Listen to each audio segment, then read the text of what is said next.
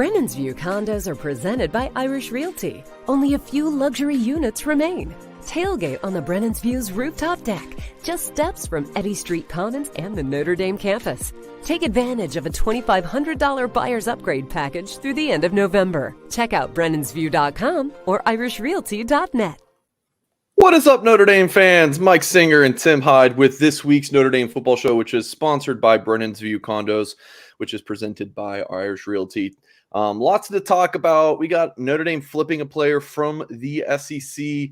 Notre Dame versus Navy seems like very upbeat in the world of Notre Dame football and recruiting. I mean, coming after that electric win over Clemson. So we're going to talk all of that stuff. We're going to take your questions as well. Drop a super chat if you're with us live and you have anything you want us to discuss right away. Tim, how's your week been going, my friend?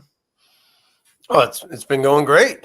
We're not talking about upset losses in the doldrums. What in the world's going on in Notre Dame football? We're talking about an epic upset that's going to be written about in the history books for years to come. And now is, the standard set. Freeman always talks about a standard. You set the standard now, Coach Freeman. So this is what we're going to be doing going forward. And let's keep winning big games. I might push back a little bit on epic.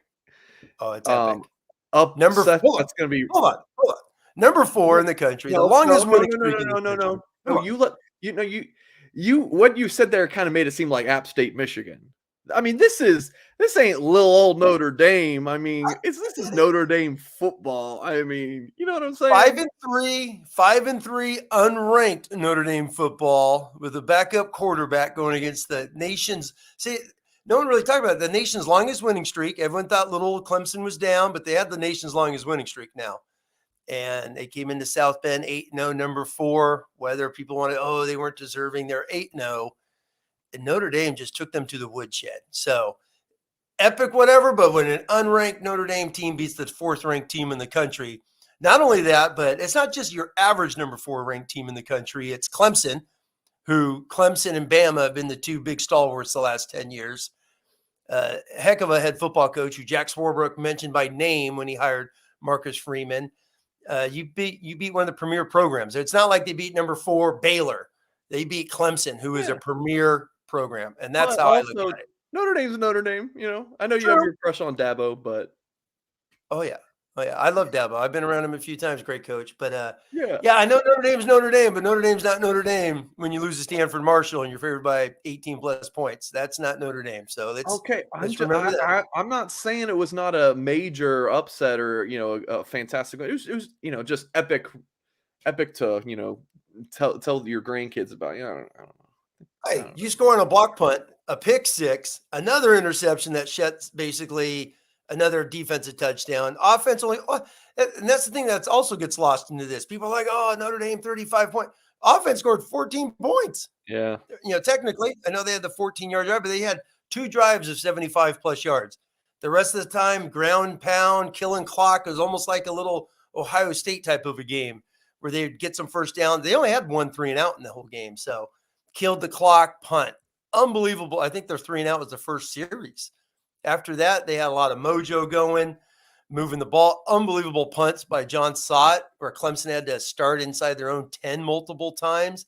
Freeman played field position because I think of the way the defense was playing for Notre Dame. Was it one of the Morrison picks set them up deep in Clemson territory? That was why you had 2 full drives? The Klubnik one. That was that Klubnik was the pick, and they have to go 14 yards. Yeah. Which was set up by Drew Pine's little scramble, got him down to the 2. Yep. Cool. All right, we already got a few super chats. We're going to get to the 2 Davids. Drop the super chats in just a minute. David Fuller, if you have a question, please do drop it. But we will go ahead and go to kind of our best thing of the week segment that we've been doing for so long. And I will throw in kind of like a side note best thing because we started this show with Ashton Pollard, who is now the Notre Dame women's basketball sports information director. Shout out to the Notre Dame women's basketball program getting their first win. So just want to throw that out there. Ashton, if you're watching or listening, we love you. Hello. Hope you're doing well. I know she is, though, growing up a Notre Dame fan and being in that game Friday or Saturday night. I'm sure she was absolutely over the moon. But yeah, Tim, so your best of the week is we're going to the college football playoff rankings, Notre Dame being listed at number 20. Yeah, that was the best of the week because that means you beat Clemson, you've beaten Syracuse, you beat back-to-back, ranked football teams. And it's just nice to see Notre Dame back in there, when you're looking at, I know we always talk about Stanford, man, but when you start 0-2 at Notre Dame, the way they did, obviously Ohio State's Ohio State, they battled like crazy for 4 quarters, Marshall, but now to get yourself back in there, it was very well deserved. The K-State and the Texas with 3 losses ahead of them. Okay, because they probably, I know they played some other teams. Notre Dame's 2 losses out of those 3 are not even comparable, even though they probably have the best loss out of all of them. But it was just great to see Notre Dame back in the poll, and they definitely have a shot to move up. So that's going to be interesting to see how this thing goes. Big game next week, USC, UCLA out there in Los Angeles. That's going to be a barn burner out there with those 2 guys to see how that sets up a possible Notre Dame top 10 battle with SC, which would be awesome. I mean, I do think when you look at the rankings, there's a path for Notre Dame to get to the playoff. And I'm just kidding. Just joking. But any thoughts here at the top? Georgia 1, Ohio State 2, Michigan 3, TCU 4, and then those next 2 spots, Tennessee and Oregon. So I mean, there's 4 unbeaten teams here. So what do you think, Tim? Just kind of I'm just one of those guys. It's like sit back, let it all play out. It's all going to take care of itself, which I truly think it will. Georgia's got the easiest path, because I mean, who's going to beat those guys going into the SEC championship game? Nobody. So the Ohio State Michigan game is just going to be crazy. It's just going to be nuts. TCU, I believe, has Texas. That's the college game day show this week. And then Tennessee is not going to play in the SEC title, so they're just going to be chilling on the outside, fighting over Oregon, who has the better loss against Georgia. I know Oregon got boat raced in game 1. And then there's some dude on number 7. It's like, hey, he's got a monster game this week at Arkansas, which if you want to do a little Clemson Notre Dame comparison, I heard this on the radio today. I don't pay attention to point spreads too often, but Clemson was only a 3-point spread. And LSU is only a 3-point favorite. LSU is a 3-point favorite against Arkansas, who's not ranked. So it's a rivalry. But no, I'm just saying that 3-point unranked Notre Dame one does our unranked Arkansas win. I found that interesting how low that point spread is for that game. And this one's interesting. There's obviously never been a 2-loss playoff team. Never. No. And LSU right now, if they win out, they get the West. Oh yeah, I mean, if they win out, maybe if they win out, they're in the Final Four because they're the SEC champs. You beat Alabama, you beat Georgia, who will be 12-0. Well, then I think the debate would be you have a 1-loss Georgia at that point, and you have a 1-loss Michigan State. Michigan/Ohio State. Yep. Do they lose? And then TCU, do they put a wrench in the whole entire thing and go into? If they're undefeated, they're in because they'll be 12-0 conference champ, but or 13-0. No, 12-0. They don't play. Do they play? Yeah, they do play a Big 12. No, I don't think they play a conference championship. Yeah, they do. That was the Oklahoma. God, I totally forgot about that. That was the Oklahoma State Baylor game last year. Remember when Okie State was an inch short? Oh yeah. Yeah. I just remember that. It tells you how much I pay attention to Big 12 football. But it's all up in the air. That's why you sit back and only have 2 weeks of this. There's so many darn football games left. It's fun. All right, we'll get the super chats in just a moment. My best of the week. Tim, do you remember mine last week? Do you remember what it was? Oh boy. You gonna quiz me? Oh, you're Cam Williams. Yeah. It's really just to hype up and get people excited for Cam Williams joining our show. He was fantastic. He posted his junior highlights, and then he also was named his offensive player in the year in his conference. I thought that was pretty awesome. 44 catches, 926 yards, 12 receiving touchdowns, and that's across 9 games. So and then we can watch his junior tape, Tim. I've Yeah, seen some of his junior pretty good highlights. player. He is he's good, man. I always go back to when we first watched him together, and I was like, man, how's this guy not having SEC offers? He just looks like that one of those old Miss type of receivers they always have, and big, good-looking, physical football player. He's man, look at him down there in the stance. It's like, let's get him in the gold helmet right now, running around with some of these guys. He's a good football player. I really enjoyed his. Once again, I'm always let guys develop, see how they grow. You know, they're not ready-made dudes as sophomores. His jump from his sophomore to junior film, lights out. He is going to dominate his league, his conference as a senior. He's going to be unguardable next year. He has really gotten better. Early candidate for my favorite recruit in the 24 class. Big fan of Cam Williams. And you want to know my favorite part about Cam Williams, Tim?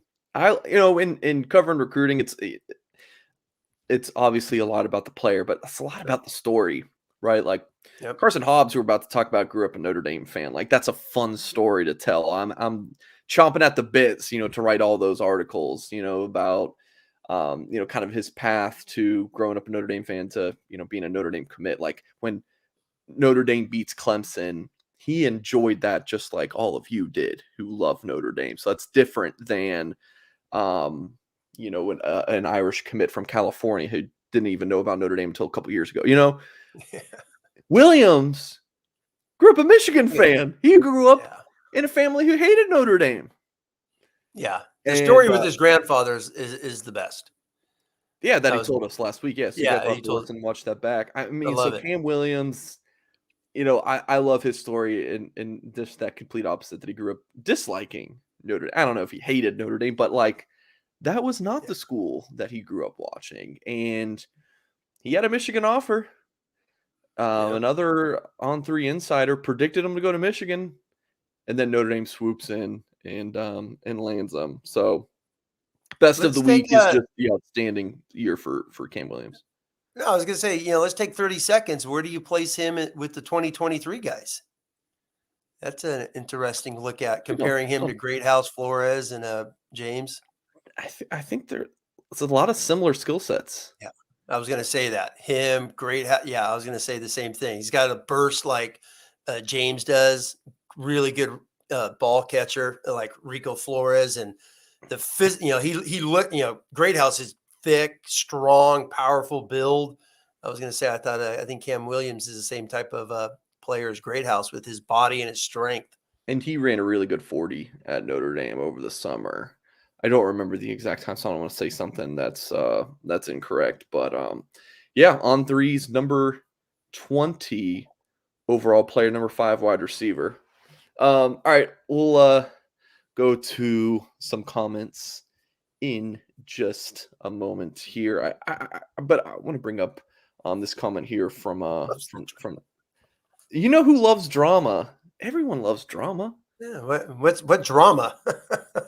Just like the drama of college football recruiting. That's something we all love.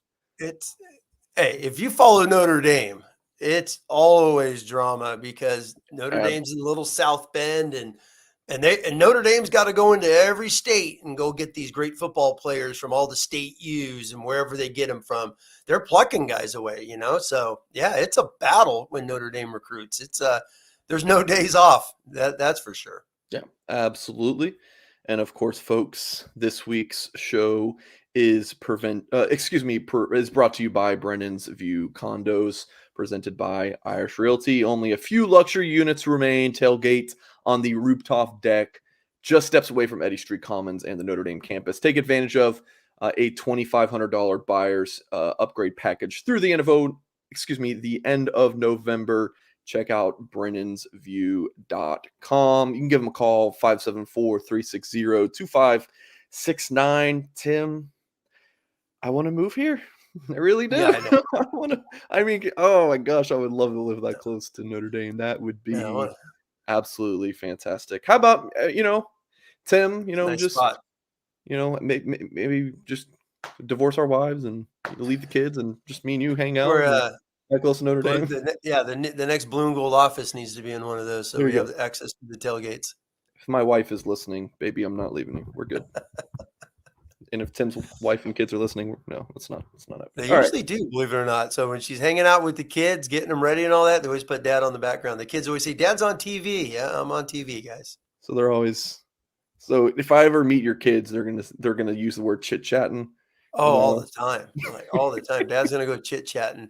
Chit chatting to me, it's funny you said quick. When I think of chit chatting, it's being respectful and nice. We're all getting along.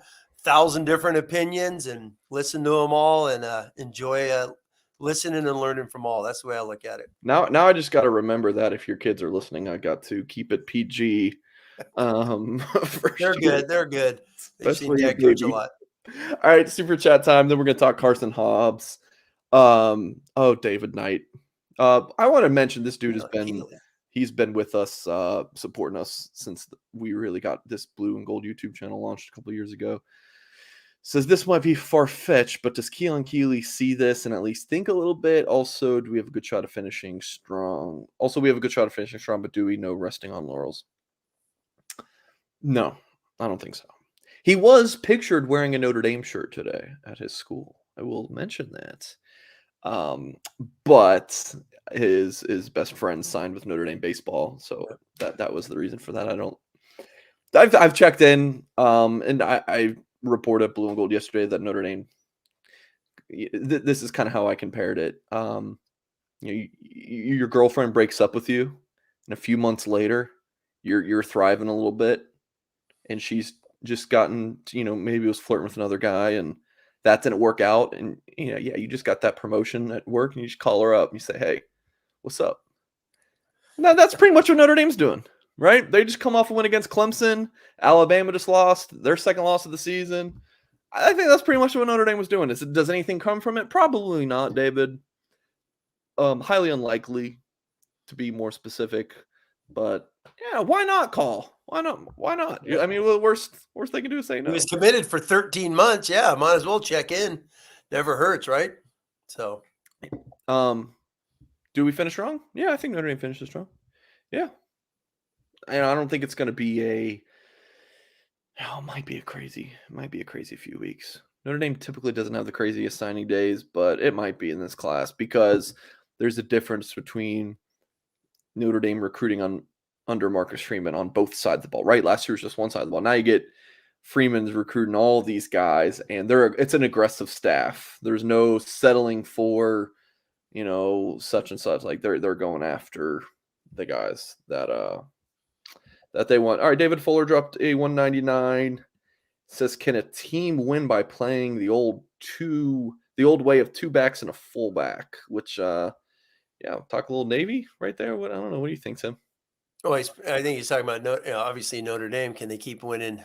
I mean, can they beat more teams like the way they just did Clemson? And sure, they just beat the 4th-ranked team in the country. It definitely works, and it's that NFL mindset, Tressel ball, which I keep talking about. I think Coach Tressel's influence on Freeman's bigger than it's big. I really do. This is just my humble opinion. Being an outsider, listening to him talk, the way he talks, no one obviously watching 1,000 Coach Tressel football games in the past. Go into the butt kicking Notre Dame got by him in the Fiesta Bowl after the 05 season. I was at that ball game, but it could be done. There's no doubt about it, because the key is to get a quarterback and some wide receivers that teams are fearful of. They have to keep safeties back to cover these guys. Once that happens with Notre Dame, it opens up that run game even more so that they could sit in there and play smash ball. So, yeah, it's doable. It's definitely doable. They're going to finish doing it this season. So we're asking about, so Notre Dame played two backs and a fullback? Well, I don't think two back. I would say two tight ends. I think it, which is interesting because just a quick, break, going back on Clemson, rewatching so much of the game was they played 12 personnel a ton in that game. And how they did it, to me, it looked like a lot of the old, 2012 football with Eifert flexed out, which was Mayer. Mayer was flexed out all over the place. They motioned him just like Eifert. And back then they had Troy Nicholas, who was always in the box, always that inline tight end, which was Mitchell Evans, which, by the way, who would have thought number 88 is like the key to this offense, which he really has been the last couple of weeks. His blocking's been unbelievable. So I would never thought that Mitchell Evans would be the key, and he really has since he's been back. Now we know why he played so much. As soon as he got healthy, he was on the field instantly. So he's been a huge missing piece to this offense. All right. And you're a big Mitchell Evans fan. I remember you talking about him way back when. Yeah, me. Yeah. It's just fun. He's good. Yeah. Good fun player. All right. This next super chat from 4B Huggins says, I hate to jinx it, but isn't it crazy Notre Dame has won 27 straight ACC regular season games? When I saw this question, yeah, it's wild. It made me think. Yeah, it is. It made me kind of think about. Okay, but Notre Dame lost against Clemson in the ACC championship game of 2020. Sure. So it's kind of like, it's a fun, the regular season. Listen, it shows Notre Dame's dominance in the ACC, but like, that's like a clear, easy way to just omit the loss. True, but like, when they beat Clemson, it was 36 wins in a row in the regular season when they beat them in 2020. So this, sometimes they obviously discredit the bowl game or whatever it is, but I get it. I mean, you could count that thing, but I think it is interesting going back regular season games. How many? I mean, they haven't lost since 2016 Vaught Tech, which is wild. But this is what came to mind. Do you remember this graphic that was a few years? It was a couple years. Yes, a Penn Stater has appeared in every Super Bowl except for 5 since 1967. It's kind of like, whoa, but also there's a caveat because, so. I do remember that. I don't know. It's obviously not as bad. That was a ridiculous graphic. But to me, my thought is just like, they lost the most important one. That would have been pretty sweet, but that doesn't matter. But yes, 4B Huggins, absolutely agree. 27-1 is amazing. I'm not saying that. Yeah, they've had some nail biters. Agree. Yeah, they've had some nail biters. They've had some battles. They've had to go on the road. Yeah. And win some tough games. It's pretty amazing streak that they've had since 2017. I Googled Penn State stupid graphic, and that's what popped up. I remember never anything else. Just that. All right. So, big news of the day. Notre Dame flipped Carson Hobbs, a class of 2024 cornerback, 6'1", 180 pounds from South Carolina. Just kind of quick notes on his recruitment. Offered by Notre Dame in September when he was on campus for the Cal game, visited this past weekend.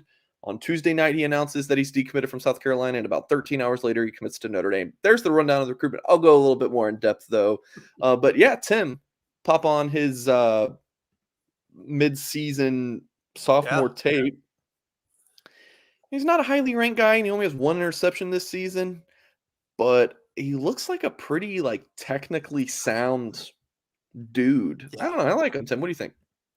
No, I agree. As soon as I saw that this morning, I went and Googled him, found his midseason highlight, watched it, and I was like, wow, he's once again, this is he's a young guy. He's still young. He's still developing all those things, and I liked him. He looks tall. He looks long. He instantly reminded me of Cam Hart because he also plays a ton of wide receiver, as well as I saw in a bunch of his highlight film. I would love to know the South Carolina aspect. How, Cincinnati, that's the other thing. I love the fact that he's from the Cincinnati Catholics. The Catholic League in Cincinnati is top 5 league in the entire country of all football. It is really good high school football. And the amount of, I'll send you some articles. There's they broke down a few years ago. Obviously, Trinity and SoCal, Southern California is like it's the NFL compared to the rest of these leagues. But it is a high end top 5, 6, 7, however you want to rank it. Yeah, produces so much Division I talent, college football ready guys, and getting a great kid out of Cincinnati Moeller who plays at a high end. He's long, lean. Like I said, instantly thought of Cam Hart, just how smooth he looks. I love his footwork.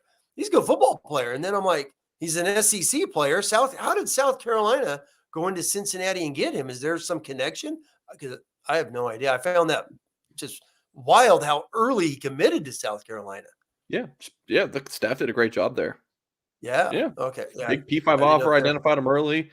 Cornerbacks Yes. coach did a nice job. Yeah. The thing with the Cam Hart comparison is like Hart came in as a receiver, moved to corner. So there's a Yes. little bit of Yes. that adjustment period. When you Yes. watch Carson Hobbs and how he's playing this man press coverage Oh, he's and a how he corner. gets his head around quick, he's a natural player. I think Oh, I agree.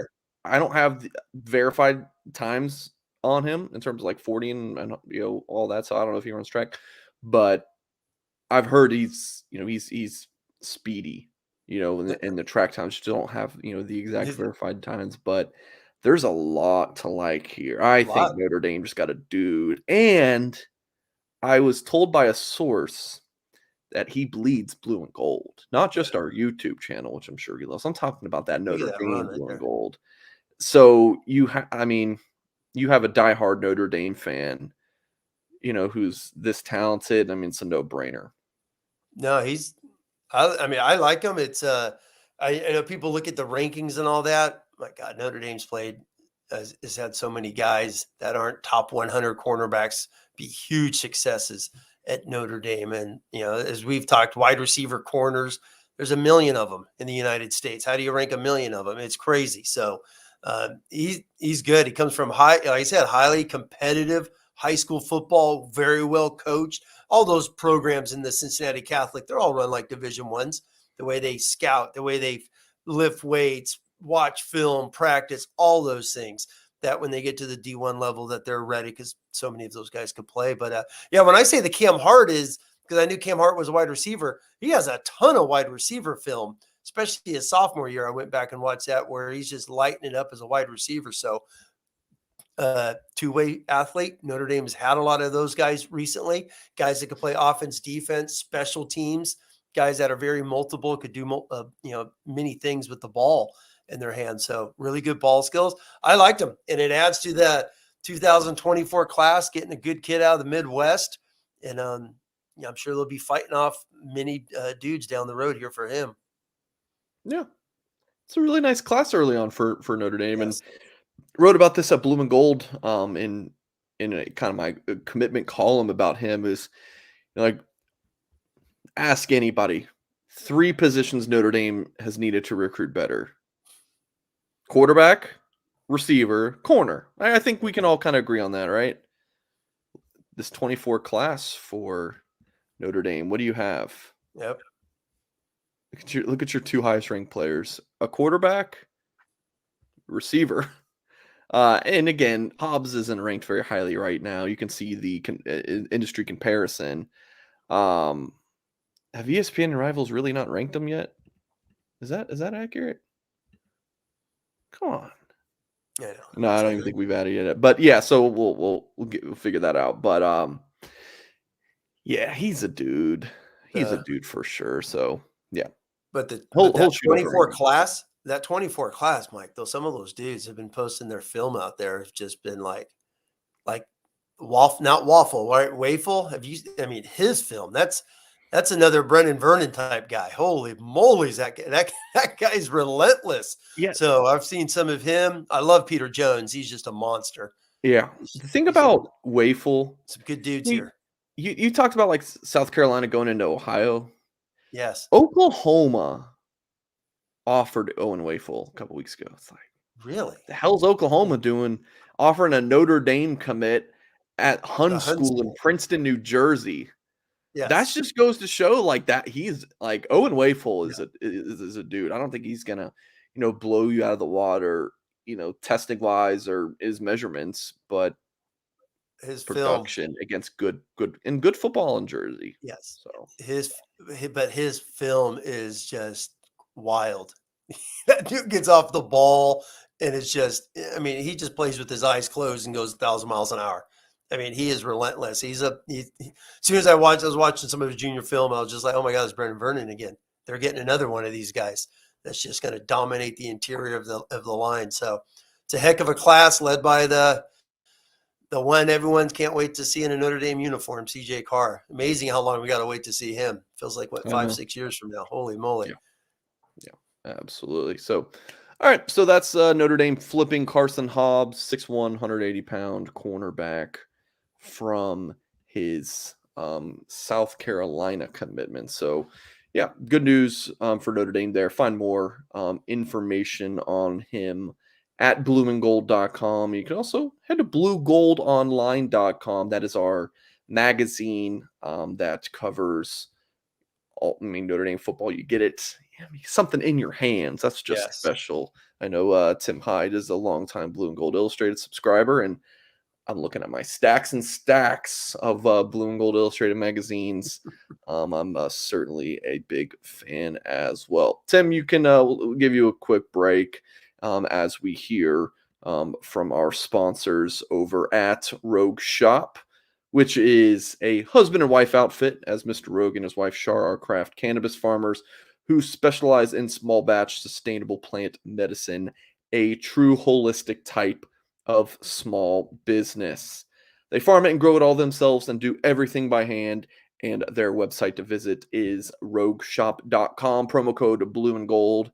That is the words blue and gold. Get you 10% off your order. So make sure you head to the site and check it out. Products that give you euphoria for sure, but so much more than that. Products that have been known to help with anything from stress and anxiety to chronic pain and insomnia. If you have a question about what a product does, you can hop on a chat with the owners of the website and they will steer you in the right direction. I'm telling you, really need to get these earrings for Tim Hyde to wear on the show.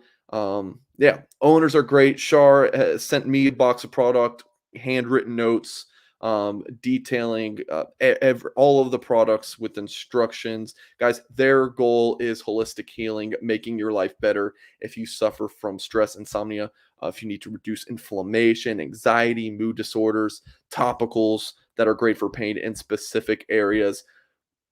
When your sleep cycle comes, you want to go to sleep and stay asleep, and their products will help you with that. So please do head to rogueshop.com, and that is promo code blue and gold, which will get you 10% off your order. Promo code blue and gold, and that's rogueshop.com. Let's bring you back in, Mr. Hyde. Let's talk a little bit of Notre Dame Navy matchup. Do you have much concern here? Is there anything that, thinks that there's an upset on the horizon? I mean, we definitely didn't think that with Notre Dame and Marshall and then Notre Dame and Stanford. So maybe we should think the upset's coming, then they'll win. I don't know. What do you think, Tim? Gosh, it hasn't. Coach Freeman, you're done having hangovers. All right, it's like you're done. All right, you've had two. I just want to make sure. Are you talking about his hangover skit, or are you talking about him drinking? Like, no, you're not. You know what? Talking about, let's go. No hangover skit. Let's go. No hangover from football games, from highly emotional ones. The week before, obviously BYU. Then you had Stanford, and the Buckeyes. You have Marshall, and and now you just had the most epic, win in Notre Dame Stadium since upset, Michigan in 2004 when ND was unranked. So you got to go take care of Navy. The good thing is Navy, they're going to run the ball obviously a million times. That's what they do, but they don't have explosive plays. They average under 4 yards a carry. So, which bodes very well for Notre Dame because their rush defense is also under 4 yards a carry. They're holding teams this year in the mid 3-point range for carries. Notre Dame, obviously, we've said this every year, so I hope I don't jinx it, but it's like they've held everyone under their average point-wise. Still. I would expect that, going into this Navy game. And just, man, you got to think these Notre Dame players are like, guys, we're done goofing off. Let's finish business. Let's get to the Coliseum.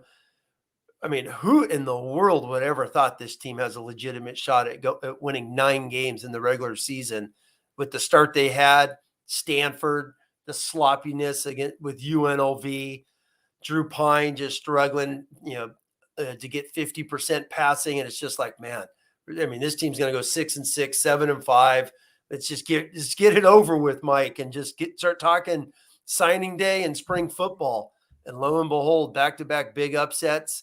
over Syracuse, who was ranked 16, and obviously Clemson. So there's a lot to play for this team, for this senior class, for these guys to really, really flip this switch in a heartbeat for Coach Freeman and this coaching staff. It'd be unbelievable.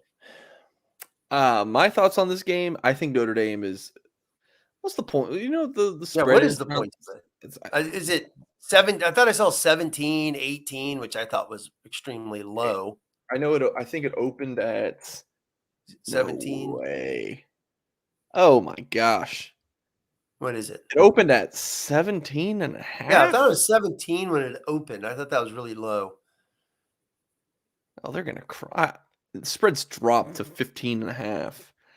I think Notre Dame is going to shellac them. I really do. This is the thing. Marcus Freeman coached against Navy last year, yes. Right? They've already started preparing for him. Freeman said in his press conference on Monday that they did a little bit in fall camp and during the bye week, so they've already started prepping a little bit. There's talk about Al Golden's been in the NFL. He hasn't seen it. Al Golden. Let me look up how old Al Golden is. I'm pretty sure he's 60. Oh God, he's only 53. I thought he was like 60. Well, he was a Marcus Freeman type when he was younger at Temple and interviewed for Notre Dame in 2010. So he played his college ball at Penn State, right, in the late 80s, early 90s. Yes. What were teams running? Lots of the guy's played triple option. He was at Miami head coach.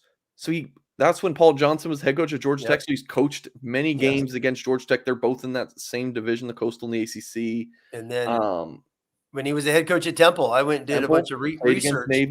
Navy a couple times, Army a couple times. There was a period where I found, because I was like, oh, Paul Johnson, he had his program going to Georgia Tech.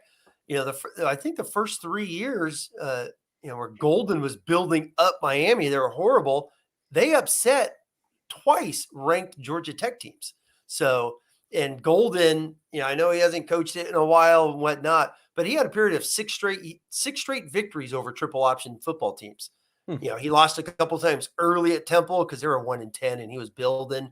And then he lost, I think, his last game over when he was at Miami. But he had a big period there where he was beating the triple option, whether it was Army, Navy, and Georgia Tech had some great years with Paul Johnson, who obviously left Navy. So Al Golden has seen a ton of it. Marcus Freeman dominated Navy 1 year at Cincinnati. Same thing with Army, and then obviously last year. So he has seen it 3 straight years and 3 straight wins for Marcus Freeman as a D coordinator against it. So these guys are going to wrap their heads around, and they're going to have a heck of a game plan. I would highly anticipate. All right, here's another item on this, Tim. Notre Dame's front seven is very experienced, right? Yes. They've all played against the triple option. So yes. I don't think that there's going to be any surprises here. I think it's going to be a very business-like approach for Notre Dame. I think they're going to be able to crowd the box. Notre Dame's secondary looks pretty good, right? Yeah. I think if last year is 34-6, I think it's going to be very similar. This season, I think it's just going to be a nice, comfortable win, like 27-7, something like that. Another freaking block punt. If they block another block punt, man, it's like, are you kidding me? So Davis says all Navy does is need to grind out an 8-minute drive. Good luck. Good luck, Navy. I just think Notre Dame is just such better players who are experienced against this. I just think that Notre Dame's gonna. Yeah, I think their interior's playing so good. Adamiola at D tackle, Chris Smith has been playing so darn good. One of the stars last year, because they ran the 4-4 last year, and they had Botello playing out there. Kaiser was a stud last year against Navy. Yeah, you're right. I mean, the whole front has seen the option. Maris obviously didn't play against it because he was injured, but JD Bertrand, obviously, all these guys have played. All the safeties are all fifth-year guys, so they've all played it. Cam Hart returning. They'll be fine. And then they got the best corner. Morrison is like, don't worry about anything. Just cover. Don't give up the trick play and go cover. I think Notre Dame's going to be plenty good in this game. Come home for senior day, and then it's a Super Bowl in the Coliseum against Caleb Williams and those guys. Yeah. it's not like Navy's really lighting it up. Well, can't say No, they're not. Stanford was either, and Marshall hasn't been, but still, it's just like, come on. No, I mean, come on. Notre Dame's gonna have no problem in this game. I mean, if I were a betting man, I'd put the money on Notre Dame, but which probably is a good sign to bet the opposite. But. All right, Tim. So, is it this week is the big one, Tim? Now it's this week. Just win, right? Just win by one. Well, if they win by one this week, it'll be like, the nervous game against who was that Army in the Meadowlands, and what was that 95, where Lou Holtz and them Navy's going for the win, and Ivory YouTube chat on the inch-yard line. Fall of 95. How old was Mike Singer? A couple of years, but 10, 12. Drop your comments. Fall of 95. There's been some crazy games. Alan Rossum tackling Navy on the inch-yard line as well. This guy's running down the field for like an 80-yard touchdown, and they tackle him to win the game. Oh, yeah. You just never know in a game like this, but Navy's down. Notre Dame's on a high. Notre Dame's got some explosive dudes. They need to go out there and just not mess around with it in this game at all, which they have the last few years against Navy. Notre Dame's gone out there and just chucked it up, thrown it deep, and hey, our athletes are better than yours, gotten up early, and that's the key in this game. Get up early. This is the week though, right? This is the big one, Tim. No, the Big East Los Angeles. Did you say 75 or 95? It was 95. Game? 95, okay. Yeah, 95 Army game, which was a nail-biter. Okay. YouTube comment had me confused. All right, so how do you kind of see the rest of the season playing out, Tim? Do you want to give earlier the season with that weekly updated score or record projection, which I think mine was 10-2. Predictions.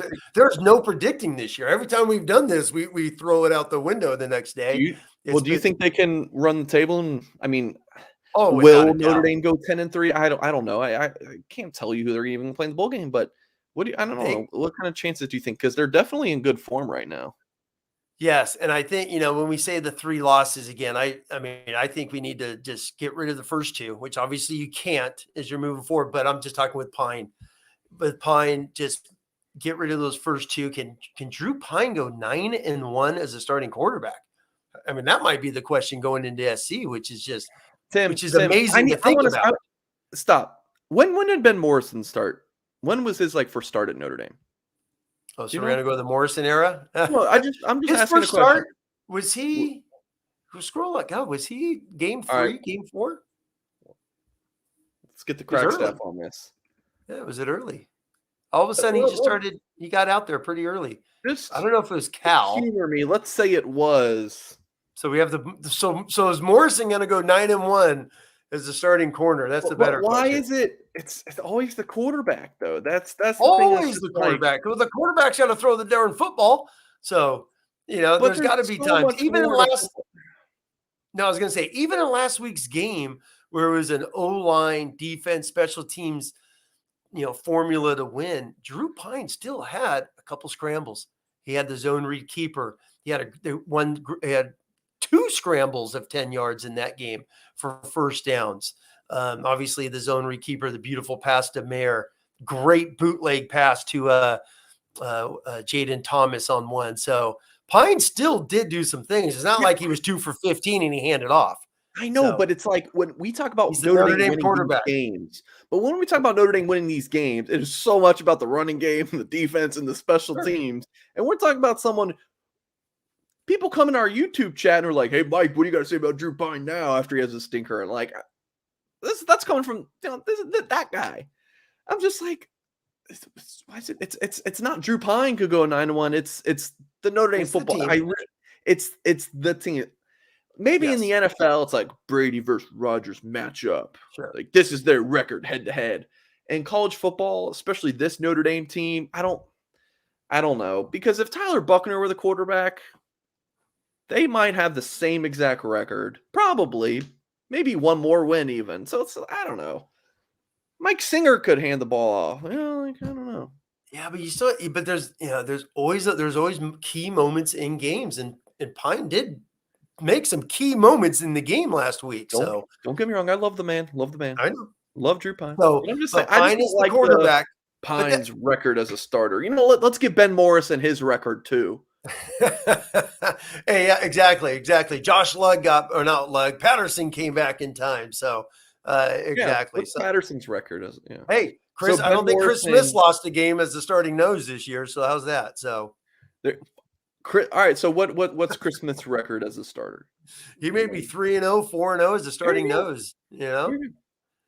So you never know. Tim, big supporter of the Blue and Gold YouTube channel, dropping $10. Appreciate you, my friend. Says Notre Dame could beat Southern Cal. Correction, Notre Dame will beat Southern Cal. Appreciate that. He says D-line, secondary, O-line, special teams, 10-3 with the bowl win. Go Irish. From your lips, Tim, to the Heavenly Father's ears. We're good. I'm good with that. You good with that, Tim? My only thing is Notre Dame is better everywhere except for one position. And that one position, Mike, Caleb Williams is a freak. Has he been that good this year? Oh my God, yeah. I've been watching them more and more lately.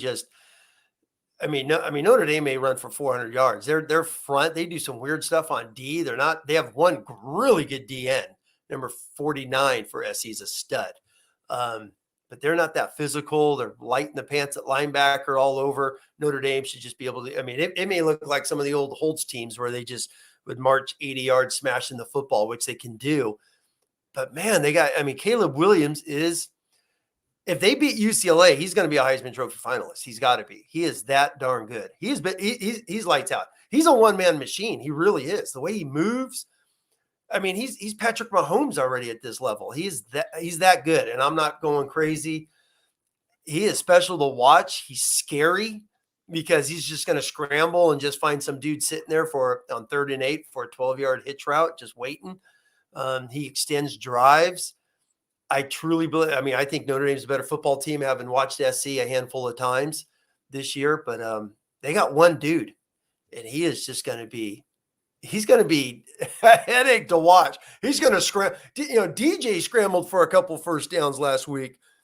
Caleb Williams is 10 times as fast, and he's going to do that about 4 or 5 times in the game. So Notre Dame can't sit back and play dime, cover 2-man, or Caleb Williams is going to run like crazy. But let's get to that game in a couple weeks. But I think we said that about Clemson too, about a 7-1 Notre Dame team as well. So that didn't happen. Drunk Vigo said Al Golden shut down Patrick Mahomes. So there you go. Look at that. He went deep in the archives to pull that out. Tim, I think that's when he was at the Bengals. I was thinking, God, did he play Texas Tech? He's doing some research. No, I don't think so. No, he would have. That was in the playoffs last year. Yeah, the playoff game. But I got you. He wasn't even the DC. He was just the linebackers coach. Yeah. Anyways, Tim, let's get the SC. You can't look ahead. Navy and Boston College, though. Boston College Navy and then the Phil Dracovic Bowl. Oh, but it's Phil. I don't even think Phil's play. He didn't play last week. He's beat up. I'm telling you. Is he hurt? These next 2 games are going to be like the last 5 last season that Notre Dame got with Georgia Tech and Virginia, who's beat up. Some of those games they had at the end of the year. So these next 2 games they better be scrimmages. Go out, smash these guys, take care of business. Coach Freeman's got to, hopefully he gives as good a speech as he did against Clemson and gets these guys riled up and hyped and get ready for the Coliseum. The chance to win 9 games. Who in the world, who would have thought that? Not us. No. Is that meme? Is that the guys that do the hot sauce things? Who would have thought? Not us. Paul Rudd or something? Who is that? I don't know what you're talking about. Sorry. The hot sauce. Who's out there when they always see the guys cracking the cold ones and they're doing the hot sauce? Hey, who would have thought? Not us. Not us. You got to find that meme, Mike. That's an iconic one. Who's in there? Someone's got to know what the heck I'm talking about. Somebody might. They're doing the hot sauce and they're cracking the beer. Tim, I think it's past your bedtime, Tim. I think we got to. Paul Rudd. See, there you go. Sean Evans. All right, Jay Carr. You didn't have to back him up. Thank you. All right, Tim. All right, Tim McCarthy knows it. All right. Well, Tim, I think that's going to do it for us. Sounds good. It was a great show this week. Let's see. Tonight's Wednesday. So we'll have recruiting show, 1 p.m. Eastern time, Thursday, with myself and Trey Anity. I have Mark press conference highlights. We'll have Tyler Horka's reaction to Freeman's presser. Friday, final thoughts, observations, and predictions with yours truly. Saturday, post-game show, again with yours truly. Sunday, Goolsby show. So just the lineup, our Blue and Gold YouTube channel is outstanding, and you can head to blueandgold.com and sign up for access and get $10 through the start of next football season. All the recruiting info, team info, chat with thousands of other Notre Dame fans on our Loose Emoji message boards. It's definitely the place to be. Appreciate our sponsors for this show, Rogue Shop and Brennan's View Condos, presented by Irish Realty. I'm Mike Singer. He's Tim Hyde. We're signing off. We'll catch you guys next time.